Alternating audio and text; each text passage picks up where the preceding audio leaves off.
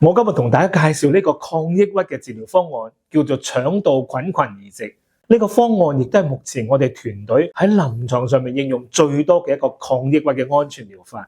咁啱嘅係，最近我哋國內一項科研收集嘅8000幾份嘅抗抑鬱病例當中，菌群移植嘅應用佔比係非常之高嘅。咁講明咧，呢個方案有非常之多嘅過人之處啦。喺菌群移植嘅指南入邊咧，適應症亦都係治療抑鬱症同埋驚恐障礙。關於驚恐障礙咧，佢係焦慮症嘅一種，指嘅係嗰種突然間出現一啲瀕死嘅感覺啦，血壓直接升到200幾啦，心率咧140幾啊，感覺自己馬上就要唔得啦，結果去醫院檢查，乜嘢問題都冇。咁呢種情況咧，用菌群嘅移植效果就比較好啦。關於呢個治療嘅特點咧，有以下2點啦。第一個係好安全，大部分嘅患者喺應用之後咧，冇任何唔舒適感覺。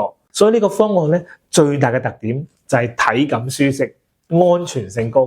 第二個特點係治療抑鬱焦慮方面咧，會收到意想唔到嘅效果。我身邊好多嘅同齡人因為咁樣嗰樣嘅原因咧，出現咗一啲焦慮嘅表現啦。嚴格嘅評估並不足以滿足焦慮症嘅標準，但係因為焦慮症狀嘅反覆出現咧，而導致佢哋嘅生活咧出現咗好多嘅麻煩。